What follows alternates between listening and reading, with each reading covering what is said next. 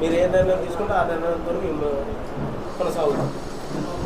మాతో పాటు మా వాళ్ళందరూ ఆయన చాలా స్పష్టంగా మాట్లాడారు, కన్ఫ్యూజన్ లేదు. మీరు కూటమికి మద్దతు అంటే మా మద్దతు కూటమికి అని స్పష్టంగా మాట్లాడారు. అలా మాట్లాడాలి, అంతేనా? అంతే సార్. Okay okay. లీలా కానీ గన్ను కానీ వచ్చారా? ఏరి లీలా వచ్చాడా? గన్ను వచ్చారా? లీలా ఊరు వెళ్ళాడా?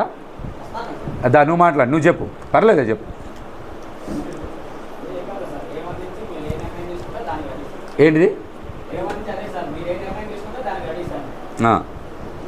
అట్లా కాదు, స్పష్టంగా ఈ Pradeep is very good line అంటే అలాగే మాట్లాడదాం.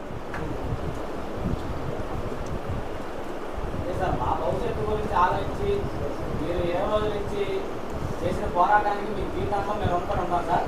ఎందుకంటే కేవలం మీ భవిష్యత్తు గురించి ఆలోచించుకుంటే ఈ పార్టీకి చాలా జరిగిపోయాయి పరిణామాలు. కేవలం మీరు మా భవిష్యత్తు గురించి ఆలోచిస్తున్నారు కాబట్టి మీరు తీసుకునే నిర్ణయానికి మేము ఎప్పుడు కట్టుబడి ఉంటాం సార్.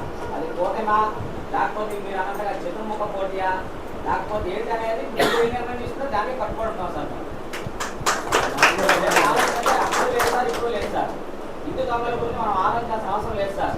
ఎందుకంటే హిందూ దొంగలు ఈశ్వరుడు కూడా పట్టుకోలేదు సార్. అలాగే హిందూ దొంగల గురించి మనం ఆలోచించద్దు. మేమందరం మిమ్మల్ని నమ్ముకొనే ఉన్నాము.